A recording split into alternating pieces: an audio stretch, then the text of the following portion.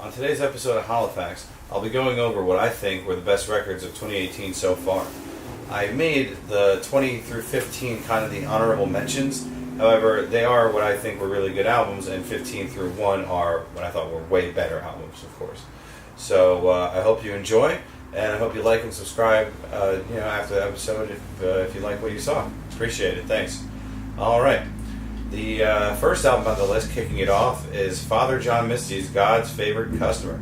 After the lukewarm response to his previous release, Pure Comedy, Father John Misty decided to lay the groundwork for his own kind of familiar territory with God's Favorite Customer. For instance, this album is noticeably shorter in length, clocking in at 38 seconds, and the song structures are melodic in sequence instead of the Bowie and McCartney-esque grand and spacious overtones shown in the track list of Pure Comedy, this album's predecessor. He, of course, deals with religion, but noticeably less social commentary this time around as Father John Misty tries to recapture the balance of his fan base while woefully playing the role, as you can see on the album cover, while hardly taking any risks this time around. Number 19 is Between the Buried and Me's Automata Part 1. So, the legendary metalcore and post-hardcore group Between the Buried and Me have released the first of a two-part album entitled Automata to heighten their sound. Now, while needing to fill that gap really quite a bit more.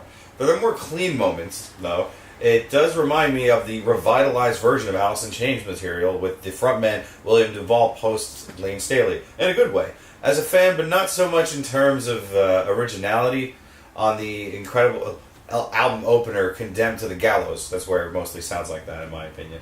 To think, this is a double album isn't really the most exciting. It's kind of troubling, considering the band's primitive style is still intact, but, it makes it seem like there's a lot more to expect of the album's closing second part and its final statement. Number 18, alt-rock veteran Sloan returned with another great addition to their creative streak with album 12. The album opener, Spin Our Wheels, heavily sets the melodic aesthetic of the gorgeous wave of melodies you're about to glide on for a solid 40 minutes.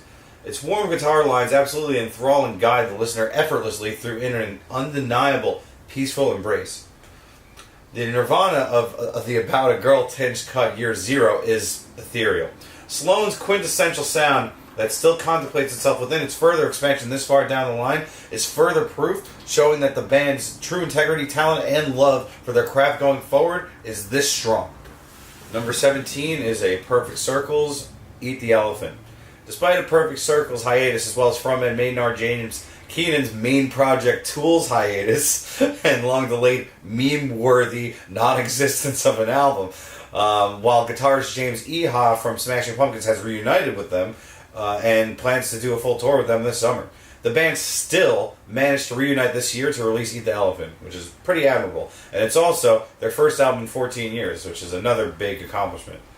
One of the things that's cool about A Perfect Circle's earlier sound was that they always seemed to one-up what else was going on around them at the time of their popularity, which has only grown over the years, with its ever-changing lineup of famed members. Now, here, that's not too much of the case in terms of the stylistic relevancy, but despite that, the album is still a huge welcome and graceful return for the group. It's stylistically a big return from their nearly 15-year hiatus. Number 16 is Albert Hammond Jr.'s Francis Trouble. Albert Hammond Jr. returns with his fourth solo release, Francis Trouble, following the success of his third record, Momentary Masters, and of course, his time with the Strokes, who still haven't had an update on a new album in 5 years. While Momentary Masters felt more internal and vulnerable in its own way, especially with the new wave of 90s Britpop feel that Albert Hammond Jr. has been known for, especially this time around on Francis Trouble, it feels like what the Strokes really should be doing. So while Julian has been working with his other band, The Voids, it kind of just shows why aren't they pulling the strings together yet? It's been 5 years and they had one EP. It's fucking time for that now, I would think. Number 15 is Rock Island by Palm. Palm didn't really need to hit the drawing board too hard after their first release, but they decided to anyway with sharp, oddly timed, math-drenched tones with very high singing, similar to the early doo-wop styles of the 60s, or in more modern indie rock, the singer from Mew or Animal Collective. It's a cool album, but lacks the cohesiveness Palm almost kind of effortlessly displayed before. Number 14 is Bark Your Head Off by Hopalong. Following their very linear and cohesive effort Painted Shut, which is the previous release, Hopalong challenged themselves to walk new multi-angular ground successfully with Bark Your Head Off. There's way less variation in the brands of indie rock, Hopalong has gone for in the past. It's a nice change of pace to hear a way more diverse album stylistically from such a gifted singer and guitarist within the talent of Francis Quinlan. While it's not as heavy, it still gives them more room to breathe stylistically, which is a nice trade-off in sound, I feel like. So I don't have too much to say about it. Otherwise, it was an all-around and really, really enjoyable and pleasant listen. Number 13 is Snares Like a Haircut by No Age. No Age really let loose of their psych rock, punk, and indie fusion to be more diverse stylistically, diving into a lot of new sounds on Snares Like a Haircut, which is their fourth full length to date. Other than what's normally expected of No Age at this point, there's still some shoegaze influence in their style, while here they execute more punk shouts and melodies, while there's atmospheric and fuzzed out layers of sound surrounding it, So these stylistic shifts are what prove No Age have more to offer than most realize, and they're forging ahead gracefully, I would definitely say at this point. Number 12 is of Montreal's White as Relic, Irrealist Mood. Of Montreal's new record follows the Aurea Gloom and Innocence Reaches records, which have become divisive among fans, despite me liking both of those albums.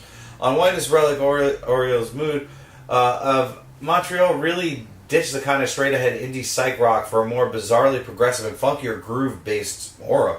Some might call this a further expansion or return to form for Of Montreal, but I'm more with the former than the latter, as I've liked this band for a while, but their live performances maybe aren't the best in my taste, but their records have astounded me every single time over the years continuously, so I definitely recommend their most recent release. Number 11 is The Sciences by Sleep. Sleep delivered their fourth album and first in 19 years on 420 via Jack White's Third Man Records with The Sciences. Sleep is easily one of the most influential stoner metal acts around, and their influences had been prevalent over the last 20 years despite their studio silence. While The Sciences is full of direct calls to the band's influence, and it pulls from their main influences to showcase how the band formed their sound to begin with, despite that, it still overall sounds like Sleep, and it's a fucking great comeback record. I fucking love it. Number 10 is Wooden Ships' V. Wooden Ships break a 5-year studio absence to revitalize their sound with V. Their psych rock sound of Wooden Ships always seemed to have come from free-form jams and improvisation. While that may be the case on V, they completely turned it up to have a cohesive flow unlike any of their other releases, which the songs really flow with complete ease into the next track, seamlessly. It's incredible.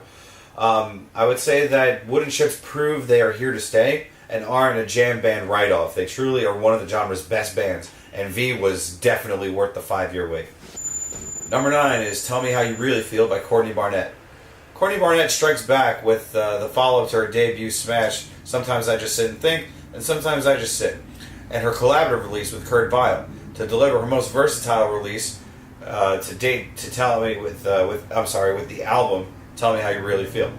As much as Barnett's rambling vocal style may have been warmly embraced in the past, she clearly has way more to say right now, and it's gorgeously delivered over her jangly pop style, but still has some other 90s alternative influence. That notion is clear throughout the album, but it doesn't always pay off as strongly as with some of the other cuts in the tracklist. It doesn't suffer too much from it, but overall, it could have used more crafting, which I think she'll round out on the next release. Number 8 is Earth Tones by Bahamas. Instead of focusing on surf rock, this time around Bahamas focuses their energy on the latest album with 70s R&B funk and soul laden grooves, with his own approach, of course. Many artists don't tend to challenge these influences, but Bahamas definitely finds his way into the style flawlessly as the syrupy jams smoothly spread across the course of the album for 46 minutes. It's not so much his songwriting that completes that narrative as it's the modern production techniques that help give it a modern flair to an already established style. It's not an album meant to melt your face or anything, but it's really a soothing and grooving vibe all the way through that's definitely not worth missing out on. Number 7 is Little Dark Age by MGMT. MGMT try to wake up from the psychedelic coma they've been in for the past 10 years to appeal to more Indian synth pop that deviates from psychedelic into more lush pop dream appeal. How'd they do? It's a mixed bag that rips way too much from Ariel Pink, but it has its moments. Album opener, She Works Out Too Much, is a huge victim of this, while the third track, When You Die, actually features Ariel Pink on it himself. Despite the unabashed influence, they still are testing the waters with other influences this time around, especially on the title track Little Dark Age, which is an unexpected callback to 80s goth and new wave, which is blatantly depicted in the title track's music video. Me and Michael is another example of the 80s influence, but this time it's more on the synth pop of that time, and it's easily the most gorgeous cut on the album. The mid-section of the album kind of throws me off a bit. It just seems like tracks 5 through 8 aren't complete ideas for songs, but the band tossed them on anyway. T-Slamp, which stands for Time Spent Looking at My Phone, has one of the longer instrumental intros the band displayed on record. While the basis of the song's lyrics is an easy concept to understand, that doesn't go too far into keeping interest or delivering any kind of new commentary to that discussion, it's still a good listen, but kind of just aimless in some sense. While James is a trancey jam that doesn't go anywhere either, while the instrumental Days That Got Away seems kind of aimless also. And One Thing Left to Try is the worst use of the 80s influence they went for, and production techniques shown here for how generic it is, Despite that, the body of the album having its weak spots, the two final tracks really round out the odd experience of Little Dark Age.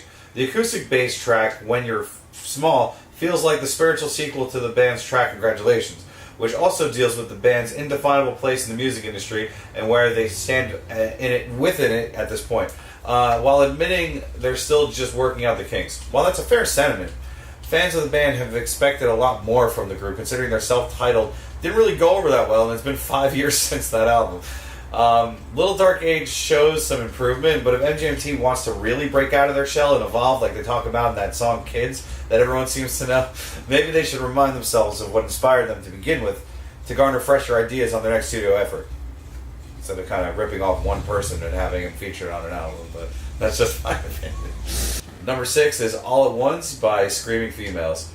All at Once is the 7th album by New Brunswick, Jersey-based Screaming Females.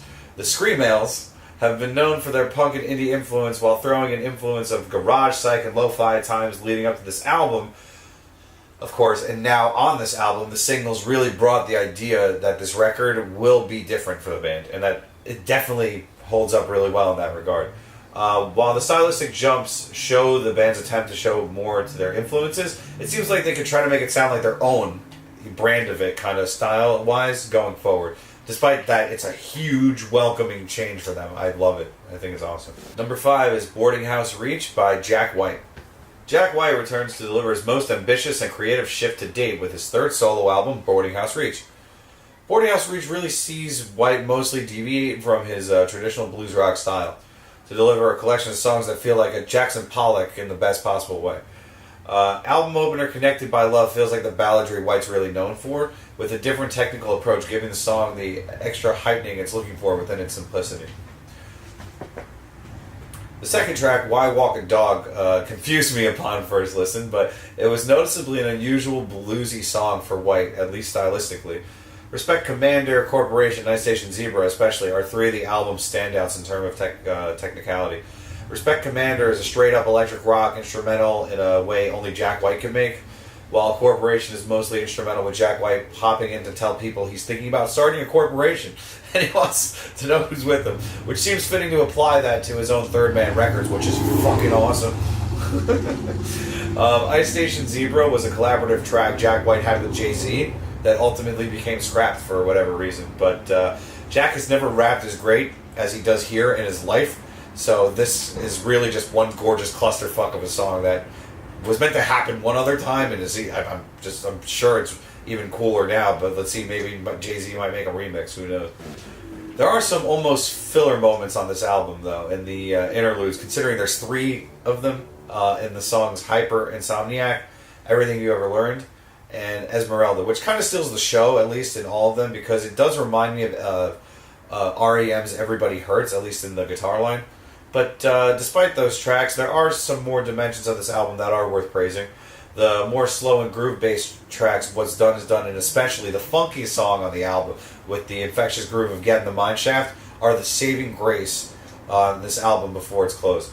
The closing track, Humoresque, being composed of an Al Capone poem, is a whimper of a closer, but it still works considering its rainy, moody appeal that does find its way to a majority of the album's track list generally. So that kind of makes it work. Overall, Boarding House Reach proves Jack White is no one-trick pony, even though his side projects really say that, but at least in his solo career now he's saying that too, and that he really gave his fans a challenge with this release. However, it's hard to determine if this is a precursor of what's to come with Jack White, or if it's a temporary detour that he will reroute with his next release to familiar territory. But if it's going in this direction, I think everyone's kind of psyched for what's to come next, so maybe, maybe not. We'll see how it goes. Number 4 is Beach House's 7. Dream pop duo Beach House deliver a fresh take on their own sound with more lo-fi and shoegaze influence this time around. While the group's past few releases kind of dropped in terms of evolution or just quality of the work, not to be too harsh, but I just like the earlier records. Despite their B-side album being a pleasant surprise, 7, though, really shows Beach House are back at the forefront of a genre they strongly helped popularize. The album overall is a big statement, and a confident one at that, sharing their embrace of their own vision that really, absolutely really does expand their style and their creative palette extensively. Number 3 is Wide Awake by Parquet Courts. Brooklyn-based band Parquet Courts try their usual hand at indie, alt, art, and experimental rock with more frenetic energy and political commentary gracefully on their 6th album, Wide Awake. Musically, Parquet Courts are at the top of their game while delivering the most empathetic and moving political passages while being truly woke coherently in a not-so-standoffish manner, despite the occasional pretentious wit. It's not too big of a jump from their past, but it's one of their most exciting and raucous releases to date because of how, again, the refreshing energy drives that narrative home altogether. The way that they kind of just feel so much more rejuvenated and excited really rounds out the themes of the lyrical commentary all the way through the music itself, so it's a phenomenal listen through and through. Number 2 is Virtue by The Voids. Previously known as Julian Casablancas and The Voids, the group is now named The Voids and have returned with their 2nd album, Virtue. The Voids is still fronted by Strokes frontman Julian Casablancas, and this album sounds more like that band than any of their other material. Upon hearing the first single from the record, Leave It in My Dreams, it was apparent that Julian is tapping into the former style of the Strokes on their 4th album, Angles in particular, by revisiting it with its fat 80s synth pop ridden flavor of indie pop rock on Virtue. This album does keep that narrative for a good majority with a nice blend of psych rock that I would like to hear from them going forward, but more cohesively down the road, with less trap idealisms of keeping a similar groove going on for way too long. Otherwise, this album is a complete triumph, and it's mysteriously coming at an extended hiatus for the Strokes, while their other members, like Albert Hammond Jr., are putting out albums which gives Julian more time to work with the Voids in the near future anyway, so let's see what happens with that. For number 1, I picked Tranquility Base Hotel and Casino by the Arctic Monkeys. One of indie rock's most beloved bands of the past decade and plus is Sheffield, England's based alt-rock group Arctic Monkeys, who have come back with another huge stylistic jump on Tranquility Base Hotel and Casino. The album was intended to be an Arctic Monkeys record in Alex Turner's mind first, but then it almost became a solo album upon his bandmates hearing the song Star Treatment. It was then frontman Alex Turner's mind who stayed true to his vision by keeping the record as an Arctic Monkeys album despite how noticeably jazzy the song is, with lyrics of Turner's disappointment with the illusion of the rock star dream kind of being dead, especially after the band's success with AM being their biggest album. So it's kind of very true to a solo narrative, but they decided to keep it an Arctic Monkeys album anyway, which is more true to the entire band instead of just Alex. It also deals with ideas, or more directly, the band's disillusionment of being a successful rock band who tours the world extensively and with an all-around social commentary that isn't necessarily political for the most part.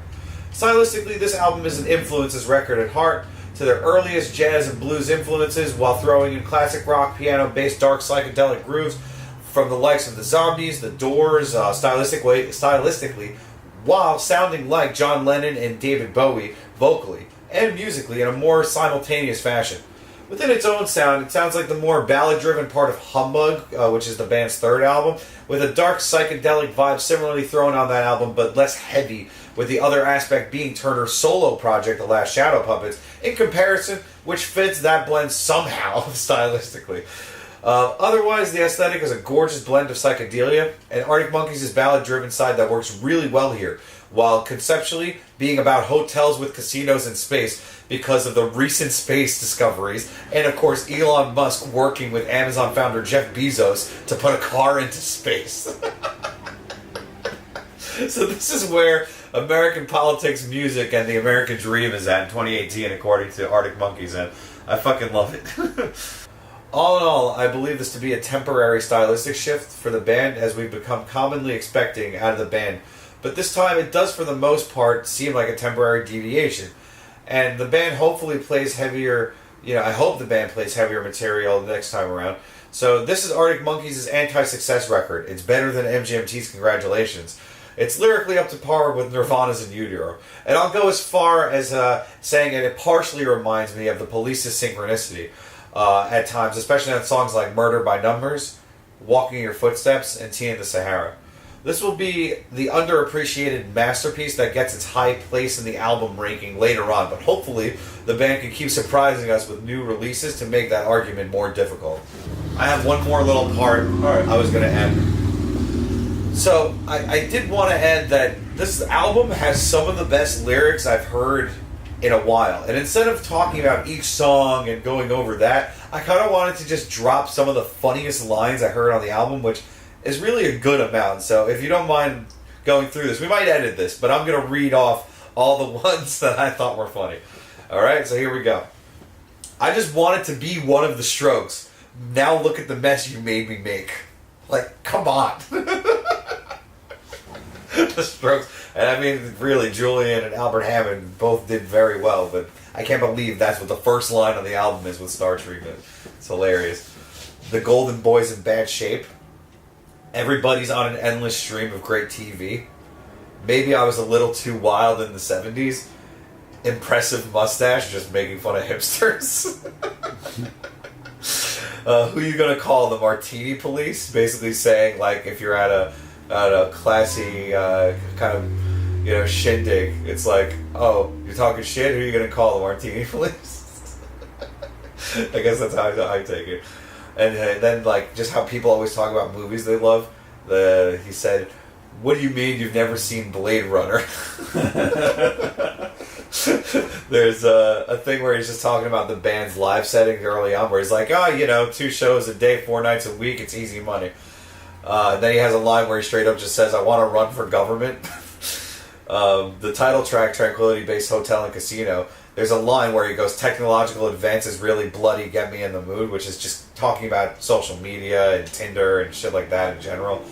It's like, it's just depressing. It's so like, let's just live inside, which I think is kind of something he says later, but you know what I mean? It's actually really, really like smart, but in a depressingly sad, weird way. But let's get off that one for right now.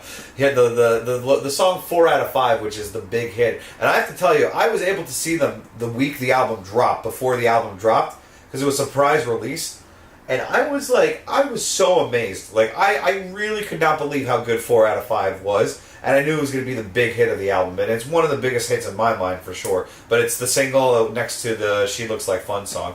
So the first lyrics of the song are, "Start your free trial today. Stay with us. It's such an easy flight," which is the chorus. "Cute new places keep on popping up. Since the exodus, it's all getting gentrified. The information action ratio is the place to go. It got rave reviews, 4 stars out of 5. Basically, the internet in general, at large. I love this line from the She Looks Like Fun song. Cheeseburger, snowboarding, she looks like fun. Which basically is saying Instagram and just social media, people bragging about life instead of living life. And then the next line of the song is, "No one's on the streets, we moved it all online," bringing the point home. One lyric from the last song on the album, The Ultra Cheese, is, "Get freaked out from a knock at the door when I haven't been expecting one. Didn't that used to be part of the fun once upon a time?" And then he's talking about how the American, well, He's talking about the American Dream on this next one, where he says, "What a death I died writing that song," which I guess is one of the bigger hits from AM, Do I Want to Know. And then the other lyrics are, "Perhaps it's time that you went for a walk and dressed like a fictional character from a place they called America in the Golden Age," which is crazy. I can't believe he went that far with it, but that's kind of really what it is. And the last line that I thought kind of rounds out the entire... The last line that I think really rounds out the entire theme of the record is that he says, "Trust the politics to come along when you were just trying to orbit the sun, when you were just about to be kind to someone because you had the chance." Which kind of makes me think maybe he's just saying people should just be cooler to each other, less racist. I think Trump ran on a lot of xenophobia, despite him being a smart and successful businessman in terms of whatever you may believe that to be or not. But regardless of all that, I think it's just saying as citizens and civilians, we need to be calmer and cooler with each other, and Arctic Monkeys kind of went through the American Dream from England, and this is their response. So it's a very deep album. I think it deserves the #1 spot, and I love them. They're about to play Firefly soon, this weekend, really, and they're playing a big tour throughout the summer, so I'm excited for it all, and it's going to be great. So if we post this later, it's probably a week or so behind, but it's all good. That's pretty much it.